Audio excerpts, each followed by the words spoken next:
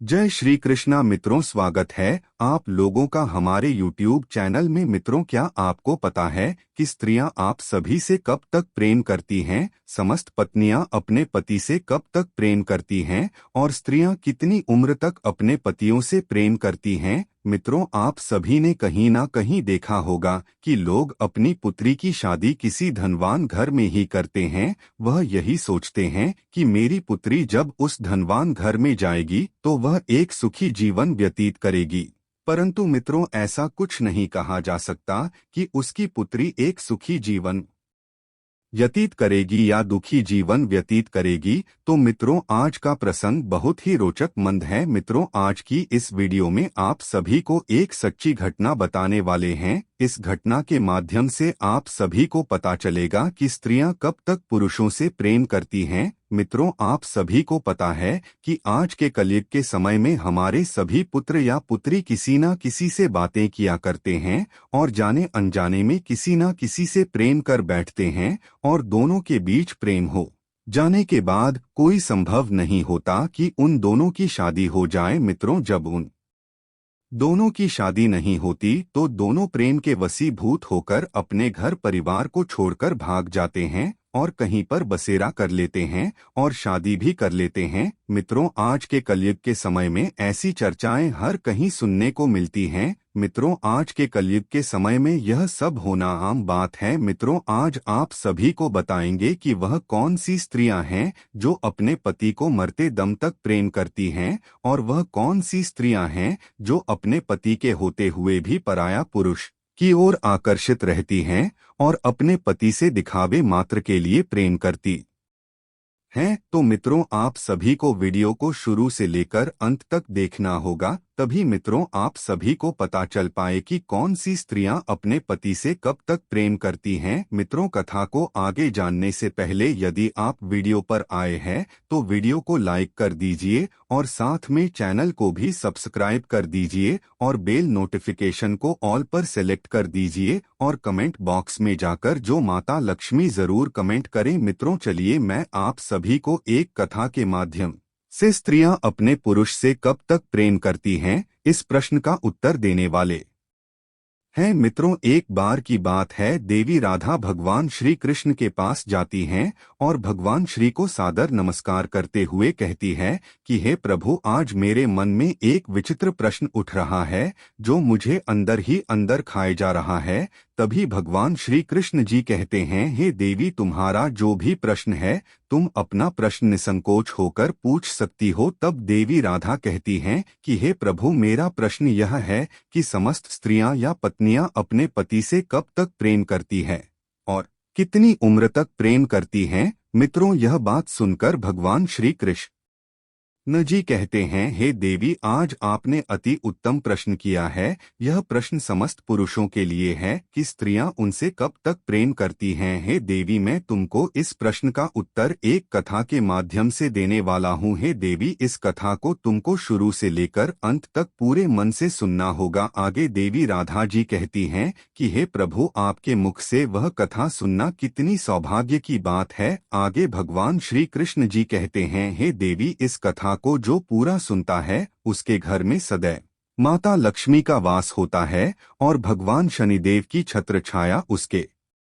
ऊपर हमेशा बनी रहती है। और जो भी इस कथा को अंत तक नहीं सुनता है उसके घर को माता लक्ष्मी छोड़कर चली जाती हैं। और आगे भगवान श्री कृष्ण जी कहते हैं कि हे देवी, इस कथा को तुम पूरे ध्यान से अंत तक सुनना। तब देवी राधा कहती हैं, हे प्रभु, मैं आपको वचन देती हूँ कि मैं इस कथा को शुरू से लेकर अंत तक सुनूंगी। तब भगवान श्री कृष्ण कथा को आगे सुनाते हुए कहते हैं, हे देवी, एक बार की बात है, उत्तर प्रदेश में एक स्वभावमान नगरी थी। उस नगर में एक बहुत बड़ा घना जंगल था। उस जंगल में ना तो कोई आता था ना तो कोई जाता था। उस जंगल में सिर्फ और सिर्फ जंगली जानवरों का बसेरा था।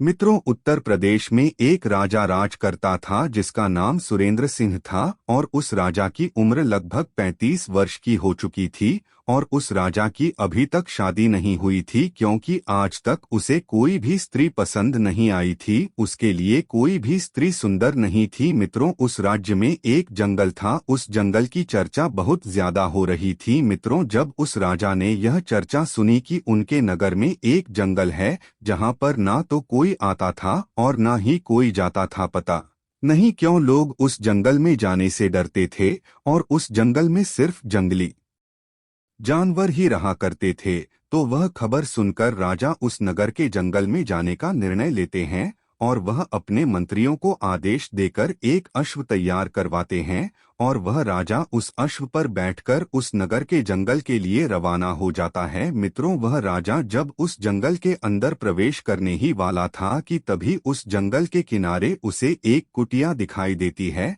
तब वह राजा सोचता है कि मैंने सुना था कि इस जंगल में ना ही तो कोई आता था और ना ही तो कोई जाता है, तो यहाँ पर यह कुटिया कैसे? तब वह राजा उस कुटिया को बड़े ध्यान से देख रहा होता है तो वहां पर उसे एक सुंदर स्त्री दिखाई देती है। वह इतनी सुंदर थी कि राजा उसे एक बार ही देखने पर उस पर मोहित हो गया और वह राजा दूर से ही उस स्त्री पर नजर रखे हुए था और बड़े ध्यान से उस स्त्री को देख रहा था। और जब वह राजा उस स्त्री के पास जाता है तो वह राजा देखता है कि वह एक वेश्या है। वह वेश्या बहुत ही सुंदर थी, उसने एक ही नजर में राजा का दिल जीत लिया था। मित्रों, उस वेश्या को देखकर ऐसा लगता था कि मानो स्वर्ग से कोई अप्सरा आ गई हो। मित्रों, वह राजा उस वेश्या को बहुत ही ध्यानपूर्वक से देख रहा था और वह राजा उस वेश्या पर मोहित हो गया और फिर उसने उस वेश्या से विवाह करने का प्रस्ताव रख दिया। मित्रों, उस राजा को पता था कि वह एक वेश्या थी, तब भी वह राजा उस वेश्या का दीवाना हो चुका था। उस राजा ने आज तक ऐसी स्त्री नहीं देखी थी, इसीलिए उस राजा ने आज तक अपना विवाह नहीं किया था। जहां पर 35 वर्ष की उम्र तक अन्य राजाओं की 3-3 4-4 रानियां हो जाया करती थी, वहां पर इस राजा ने अभी तक अपना विवाह नहीं किया था। और जब वह राजा उस वेश्या पर मोहित हो गया और विवाह का प्रस्ताव रखने के बाद वह राजा कहता है कि हे देवी, मैं आपके बिना अब एक पल भी नहीं रह सकता हूँ, इसलिए हे देवी, आप कृपा करके मुझसे विवाह कर लीजिए। और आगे वह राजा कहता है कि हे देवी, मुझे पूरी तरह से मालूम है कि आप एक वेश्या हैं। तब वह वेश्या कहती है, हे महाराज, मैं एक वेश्या हूँ, मैं किसी से भी प्रेम नहीं कर सकती क्योंकि महाराज, वेश्या का कोई भी धर्म नहीं होता है और वेश्याएं सिर्फ और सिर्फ धन से प्रेम करती हैं। वेश्याओं को जहाँ पर धन अधिक मिलेगा वहीं पर वेश्या जाएगी। क्या महाराज, आपको पता है कि हमारे जीवन में आपके के जैसे हजारों लोग आते हैं और मेरे ऊपर सैकड़ों लाखों स्वर्ण मुद्राएं लुटाकर चले जाते हैं। जिसके बाद आगे वह राजा कहता है, हे देवी, मैं आपके कहने का मतलब नहीं समझ पाया हूँ कि आप कहना क्या चाहती हैं। हे देवी, कृपा करके आप मुझे विस्तार से बताएं। तब वह वेश्या कहती है, हे राजन, मैं अभी तक कुंवारी हूँ, अभी तक मेरा विवाह नहीं हुआ है, फिर भी मैं एक विवाहित स्त्री की तरह ही अपना जीवन व्यतीत कर रही हूँ क्योंकि है राजन, मेरे पास हर दिन नए नए पुरुष आते हैं और मेरे शरीर को अपनी हवस का शिकार बनाकर अपनी हवस बुझाते हैं और मेरे ऊपर हजारों स्वर्ण मुद्राएं खर्च करके चले जाते हैं। राजन, मुझे वैश्या होने के कारण यह सब करना पड़ता है। तब वैश्या आगे कहती है, हे महाराज, मेरा आपसे निवेदन है कि आप अपने राज्य को पुनः वापस चले जाएं और आप मुझसे विवाह करने की इच्छा को त्याग दीजिए क्योंकि आप इस उत्तर प्रदेश के एक प्रसिद्ध और शक्तिशाली धर्मपरायण राजा है। आगे वह वैश्या कहती है, हे महाराज, अगर एक राजा किसी एक वैश्या से विवाह करेगा तो न जाने महाराज, हमारे समाज में आपका न जाने कितना अपमान होगा। है महाराज, किसी राजा को एक तुच्छ वैश्या से विवाह करना शोभा नहीं देता है। आगे वह वैश्या राजा से कहती है, हे राजन, ना जाने कितनी राजकुमारियां आपको मुझसे भी सुंदर सुंदर मिल जाएंगी। आप उन राजकुमारी के साथ विवाह करके अपना एक सुखी जीवन व्यतीत कर सकते हैं। और हे राजन, अगर रही बात मुझसे शादी करने की, तो आप मेरे शरीर का एक बार भरपूर आनंद लेने के बाद आप अपने राज्य में वापस लौट जाएं। आगे वह राजा कहता है, हे देवी, मैं आपके बारे में सब कुछ जानता हूँ, फिर भी मैं आपकी सुंदरता पर मोहित हो चुका हूँ। मैं किसी भी हालत में आपसे विवाह करना चाहता हूँ। मित्रों, वह राजा उस वैश्या की सुंदरता पर पूरी तरह से मोहित हो चुका था और उसके प्रेम में अंधा हो चुका था, और उस राजा को अब खुद पर नियंत्रण नहीं हो रहा था। मित्रों, फिर उस राजा की जिद पर उस वैश्या ने कहा है, राजन ठीक है, मैं आपसे विवाह करने के लिए तैयार हूँ। मैं आपसे विवाह अवश्य करूंगी, मैं आपकी रानी अवश्य बनूंगी, परंतु महाराज, मेरी कुछ शर्तें हैं जिन शर्तों को आपको मंजूर करना होगा। अगर आप मेरी इन शर्तों को मंजूर कर लेते हैं, तब मैं आपसे विवाह कर लूंगी और मैं आपकी रानी बन जाऊंगी। तब वह राजा कहता है, हे देवी, आप अपनी शर्त बताएं, मैं आपकी शर्तें अवश्य मानूंगा। आगे वह वैश्या कहती है कि हे महाराज, मेरी वृद्ध माता और पिता है, आपको इन्हें अपने राजमहल में ले जाना होगा और मेरे माता पिता की अच्छी तरीके से देखभाल करनी होगी। और अगर मेरे माता पिता को कभी भी कुछ भी हो गया, कोई भी परेशानी हो गई, तो मैं आपके राजमहल को छोड़कर चली आऊंगी।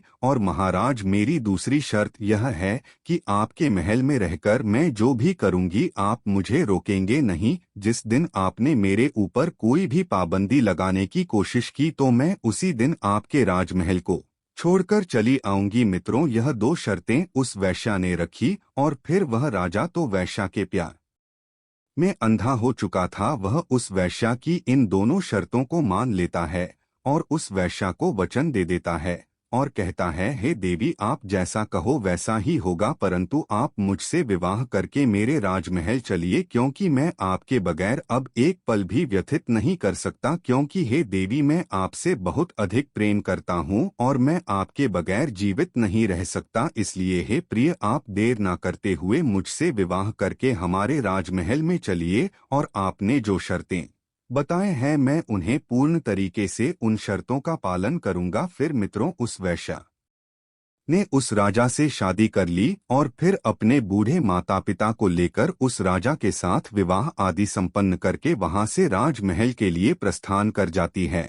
और वह राजा उस वैश्या को लेकर अपने राजमहल में आ जाता है और वहीं पर दोनों एक साथ महल में रहने लगते हैं। और उस वैश्या के बूढ़े माँ बाप को एक सुंदर से कमरे में छोड़कर और सैनिकों को कुछ आदेश देकर वहां से चला आता है। और मित्रों, जब यह बात वहां की प्रजा तक पहुंचती है, तब प्रजा को यह मंजूर नहीं था कि हमारे महाराज किसी एक वैश्या के साथ रहे। हमारे महाराज के लिए तो हजारों रानियां लाइन लगाकर खड़ी हो जाएंगी, परंतु हमारे महाराज ने एक वैश्या से विवाह कर लिया। मित्रों, उधर वह राजा उस वैश्या से विवाह करने के बाद उस वैश्या के साथ प्रेम पूर्वक अपना जीवन व्यतीत करने लगा। मित्रों, वह राजा अब तो राज दरबार भी लगाना भूल चुका था, क्योंकि मित्रों, वह राजा उस वैश्या के प्यार में इतना अंधा हो चुका था कि वह अपनी पत्नी को छोड़कर कहीं नहीं जाता था। वह राजा दिन और रात अपनी पत्नी के साथ व्यतीत करता था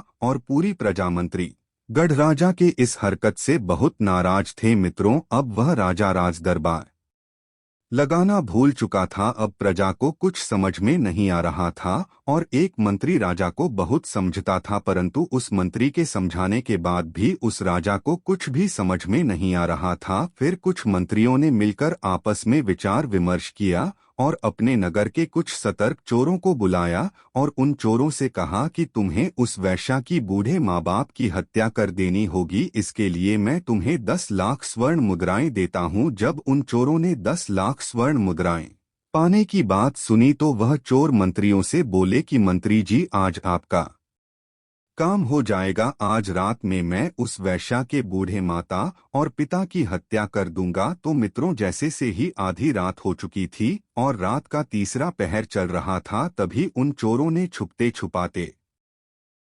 राजमहल में प्रवेश किया और उस वैश्या के बूढ़े माँ बाप के कक्ष में जा पहुँचे और उन दोनों को मौत के घाट उतारने ही वाले थे कि तभी बूढ़े माता पिता जोर जोर से चोर चोर चिल्लाने लगे। तभी उन चोरों ने बिना कोई देरी किए उन दोनों को मारकर वहां से भाग जाते हैं। जब उस वैश्या ने अपने बूढ़े माता पिता की आवाज सुनी तो उसने महाराज से कहा, हे राजन, लगता है हमारे माता पिता को कोई समस्या है। तब वह वैश्या और राजा सुरेंद्र सिंह उनके माता पिता के कमरे में जाते हैं तो वहां पर देखते हैं कि उनके माता और पिता की मौत हो चुकी है और मौत करने वाला वहां से भाग गया है। फिर मित्रों वह राजा उन चोरों को थोड़ा सा देखता है और उनके पीछे पीछे भागने लगता है। वह अपने पूरे महल में उनके पीछे पीछे भागता है। फिर वह चोर उस राजमहल से निकलकर जंगल की तरफ भाग जाते हैं। फिर वह राजा लौटकर उसी कक्ष में आ जाता है। मित्रों उस वैश्या ने राजा को उस कक्ष में आया हुआ देखकर उस वैश्या ने महाराज से कहा, महाराज अब मैं क्या करूं? तब उस राजा ने कहा, हे देवी, मैं अपना वचन हार चुका हूं। हे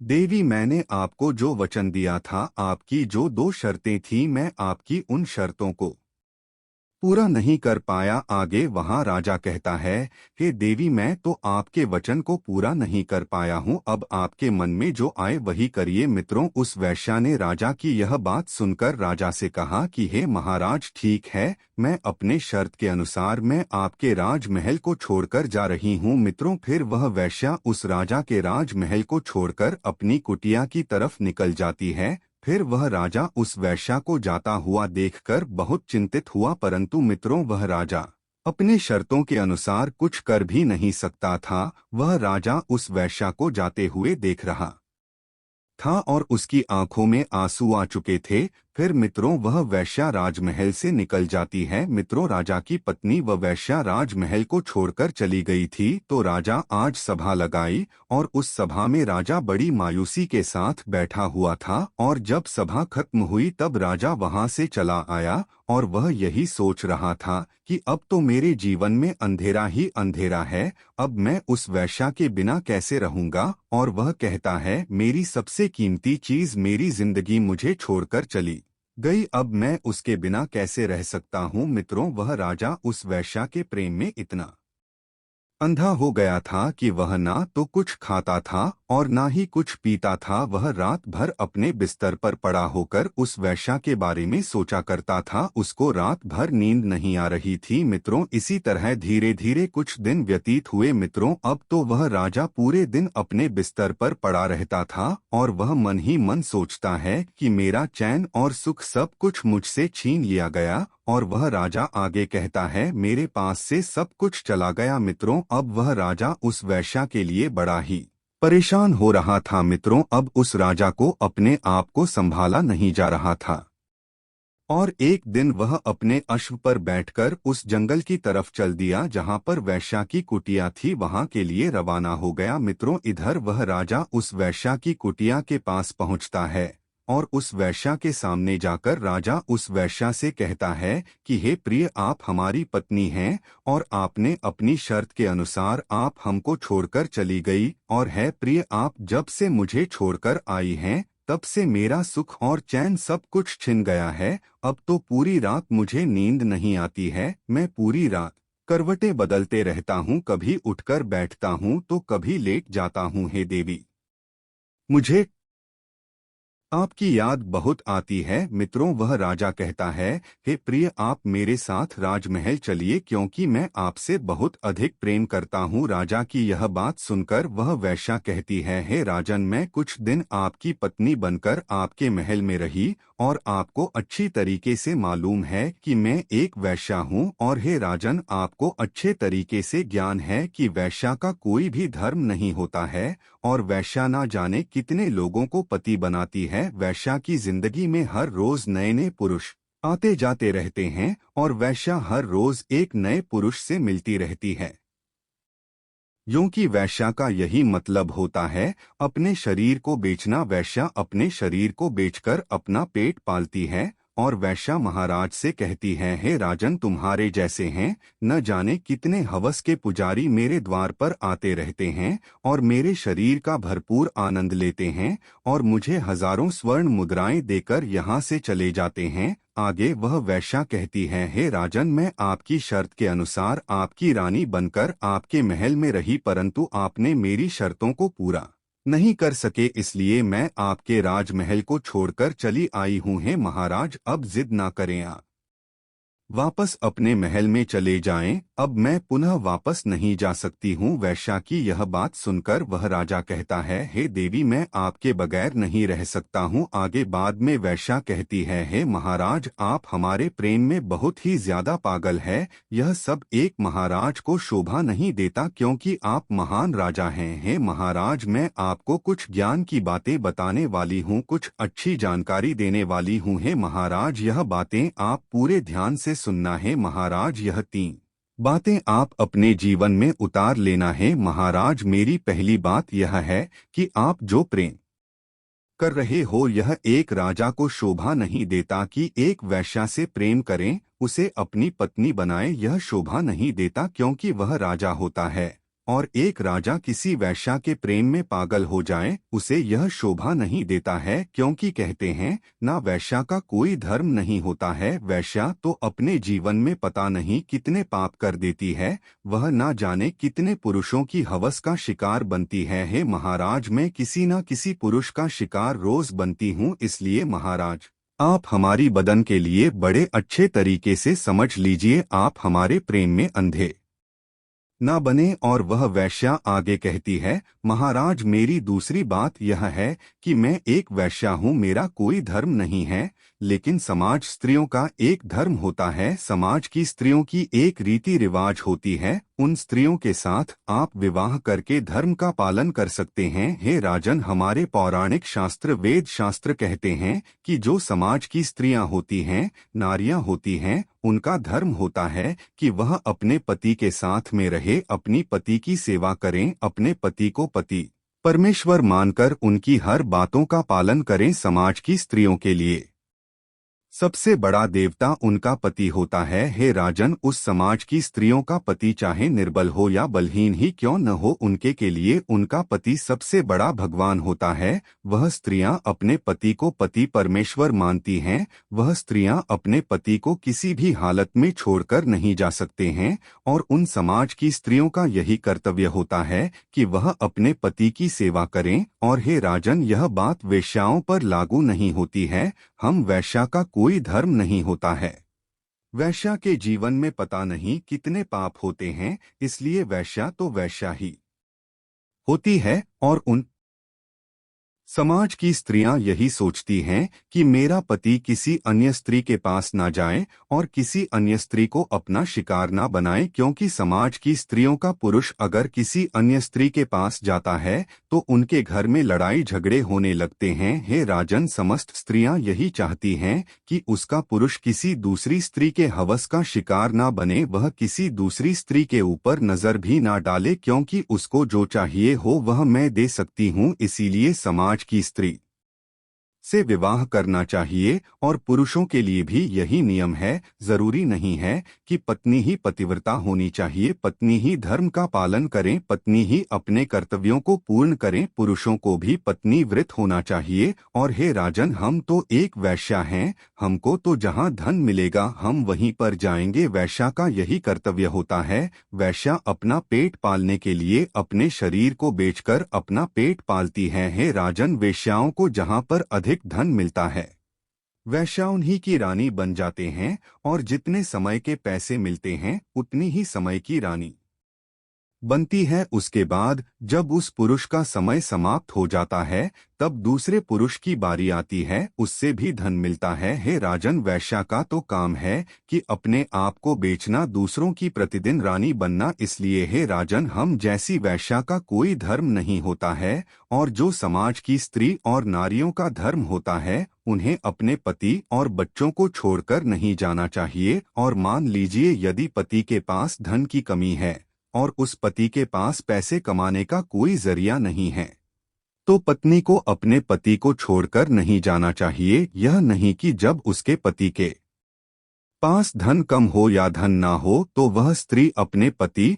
और बच्चों को छोड़कर किसी धनवान पुरुष के पास चली जाए। हे राजन, पति चाहे निर्धन क्यों ना हो, पत्नी को अपने धर्म का पालन अवश्य करना चाहिए, अपने पति के साथ रहना चाहिए, अपने पति की सहायता करनी चाहिए। और ऐसा नहीं कि पति के पास धन नहीं है तो अपने पति को वह स्त्री ताना दे, लड़ाई झगड़ा करें। अगर वह स्त्री अपने निर्धन पति से लड़ाई झगड़ा करेगी तो उसके घर में कभी भी माँ लक्ष्मी का वास नहीं होगा और वह और कंगाल होते चले जाएंगे। उनके घर में अगर माँ लक्ष्मी आएगी तो उनके घर में माँ लक्ष्मी रुक नहीं सकती। माँ लक्ष्मी एक दरवाजे से आएंगी और दूसरे दरवाजे से तुरंत चली जाएंगी, चाहे जितना दुख हो। पत्नी को हमेशा अपने पति से प्रेम करना चाहिए और अपने पति को दिलासा देने के लिए पत्नी को हमेशा यही करना चाहिए कि स्वामी मैं आपके साथ हूँ, आप परेशान मत होइए, भगवान की कृपा से सब कुछ ठीक हो जाएगा। और पत्नी को पति के प्रति और पति को पत्नी के प्रति हमेशा आकर्षित रहना चाहिए, हमेशा दोनों के बीच प्रेम बना रहना चाहिए और कभी भी किसी भी स्त्री को अपने पति को छोड़कर कभी नहीं जाना चाहिए और पति को भी अपनी पत्नी को छोड़कर कभी नहीं जाना चाहिए। हे राजन, आज के समय में समस्त पति और पत्नी के बीच में छोटी छोटी बातों पर छोटी मोटी लड़ाई झगड़े होते रहते हैं, परंतु एक दूसरे के प्रति प्रेम बराबर रहता है।